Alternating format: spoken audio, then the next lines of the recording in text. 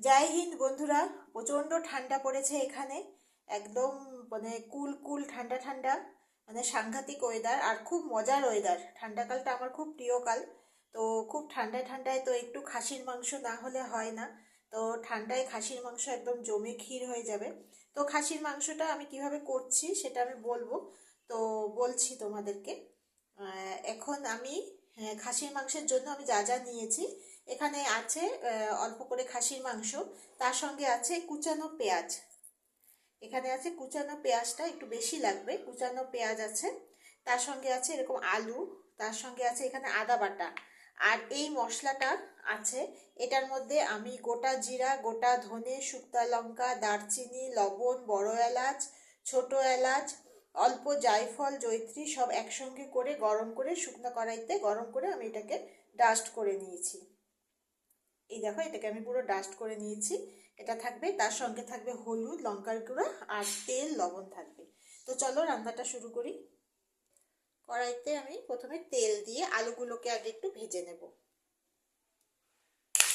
আলুগুলোর মধ্যে অল্প লবণ, অল্প হলুদ। হয়ে গেছে আমার আলু ভাজা। এখন কড়াইয়ের মধ্যে আরেকটু তেল দিয়ে দেবো।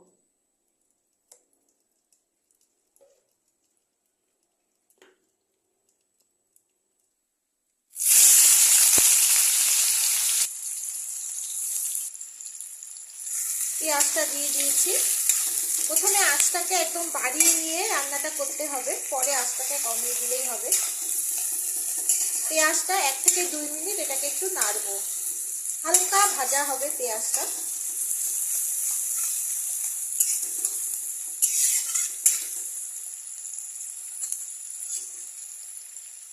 পেঁয়াজটা যাতে একটু তাড়াতাড়ি নরম হয়ে যায় সেই জন্য এখানে উপর দিয়ে একটু লবণ দিয়ে দেবো।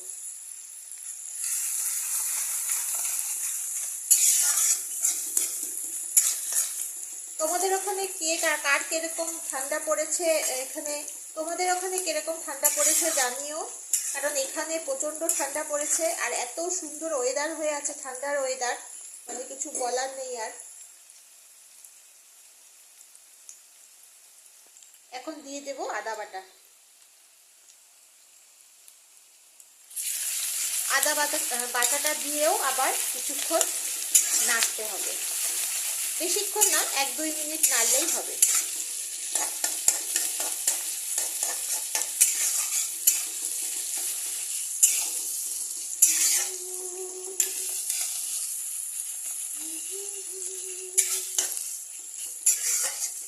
मैंने कहा फूलों से, ओ मैंने कहा फूलों से हंसो तो वो खिलखिला के हंसते, और ये कहा जीवन है भाई मेरे भाई, हंसने के लिए मैंने कहा फूलों से। তো এখন এটা মোটামুটি হয়ে গেছে। এখন আমি এটার মধ্যে দিয়ে দেব, আঁচটাকে আমি মিডিয়াম করে দেব। তার মধ্যে এখানে আমি দিয়ে দেব হলুদের গুঁড়ো। এটা দিচ্ছি লঙ্কার গুঁড়ো, এটা কোনো কাশ্মীরি লঙ্কা না, এটা মানে একদম অরিজিনাল লঙ্কার গুঁড়ো দিয়ে দিচ্ছি একটু বেশি করে, যেহেতু আমরা একটু বেশি ঝাল খাই আর ঠান্ডা পড়েছে। আর খাসির মাংস যদি একটু লাল লাল ঝাল ঝাল না হয় তাহলে খেয়ে কোনো মজা নেই, একদম জম্পেশ করে খাওয়া। তো সেই জন্য একটু লাল লাল করে একটু খাসির মাংস বানানো। তো এটার জন্য আরেকটু আমি লঙ্কার গুঁড়া দেবো। যে যেরকম ঝাল খায় সেই বুঝে দেবে লঙ্কার গুঁড়াটা। দিয়ে আমি এখন এটাকে আবার ভালো করে একটু নেড়ে নেব।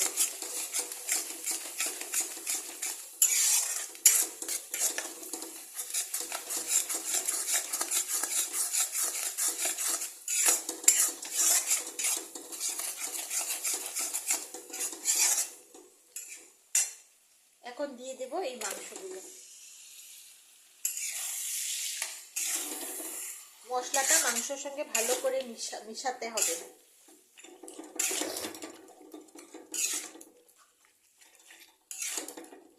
মশলার সাথে মাংসটাকে ভালো করে মিশাতে হবে। আঁচটাকে এখন একটু বাড়িয়ে দেব আমি।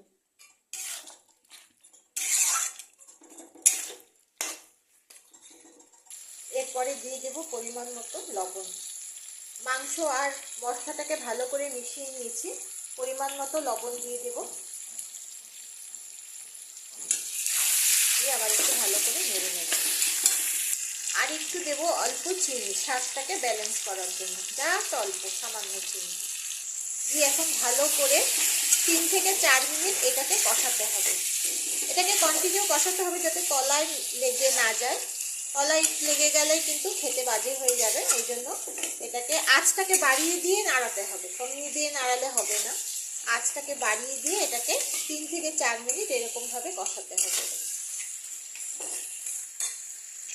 আমার এটা কষানো হয়ে গেছে। এখন আমি এটার মধ্যে এই মশলাটা দিয়ে দেবো, কিন্তু সম্পূর্ণ দেব না, এটা আমি আধা দেবো।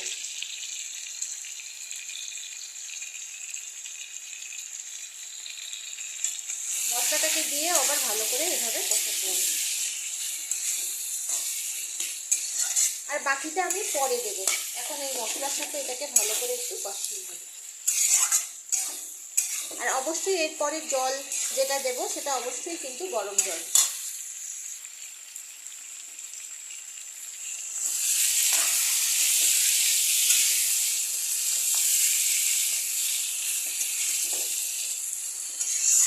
এটাকে একটু ভালো করে সব কিছু অনেকক্ষণ ধরে একটু কষাতে হবে। যেহেতু এটা খাসির মাংস, খাসির মাংসকে একটু বেশিক্ষণ কষাতে হয়।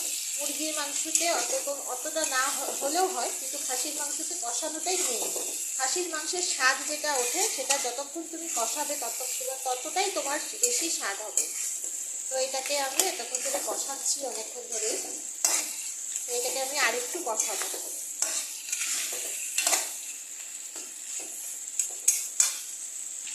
একটু গরম জল দেবো আমি।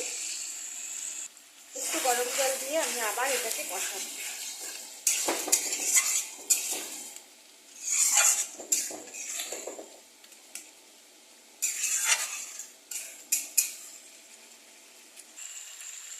জলটা দেওয়ার আগে আমি এখানে অল্প করে উপর দিয়ে আবার একটু আদা বাটা দিয়ে দেবো।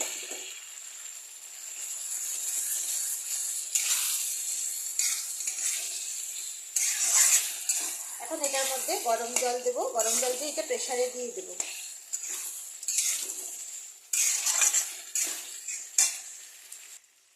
এখন দিয়ে দেবো এটার মধ্যে দই। দইটাকে আমি একটু ফেটিয়ে নিয়েছি।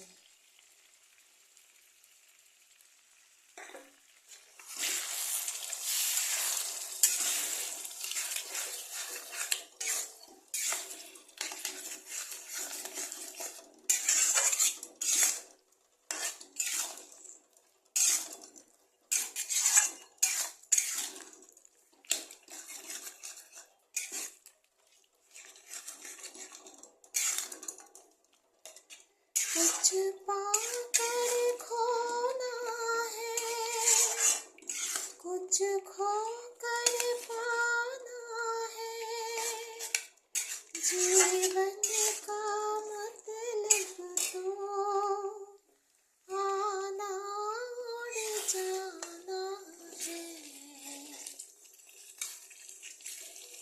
এটা আমার এখন সম্পূর্ণ হয়ে গেছে। দই দিয়ে অল্প আমি কষিয়ে নিয়েছি, অল্প, বেশিক্ষণ লাগবে না, কয়েক সেকেন্ড এটা একটু দিলেই হবে। এখন এটার মধ্যে গরম জল দিয়ে দেবো। दो पल के जीवन से एक उम्र चुरानी है, जिंदगी और कुछ भी नहीं, तेरी मेरी कहानी है, एक प्यार का नगमा है। এখন এটা সম্পূর্ণ নিয়ে আমি এখন এটাকে প্রেসারে দেব। প্রেসারে বসিয়ে দিয়েছি। 5টা মতো সিটি দিলে তারপরে এটাকে আমি খুলবো। এটা আমার হয়ে গেছে। এখন আমি এটাকে নাড়িয়ে ওই মশলাটা আবার একটু দিয়ে দেব। এখন এই মশলাটাকেও আবার উপর দিয়ে আমি এইভাবে ছড়িয়ে দেব।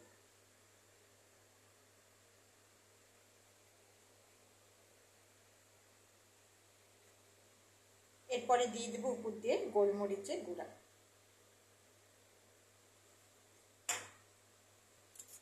এটাকে এখন একটু ভালো করে হালকা করে নেড়ে দেবো। যেহেতু এটা পুরো হয়ে গেছে সেই জন্য হালকা করে নেড়ে দেবো। তোমরা চাইলে এখানে আলু দিতে নাও পারো। তা আমি আলু দিই, কিন্তু আলু ছাড়া তো এই শীতকালের মাংস জমে না, তাই একটু আলু দিই।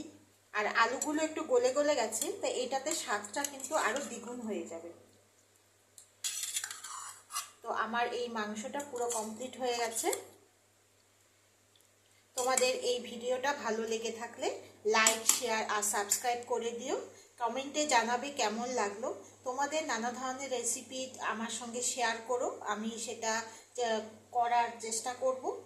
আশা করছি তোমরা সবাই ভালো আছো। আমি আবার বলছি, আমার ভিডিও যদি ভালো লেগে থাকে তাহলে লাইক, শেয়ার আর সাবস্ক্রাইব করে দিও।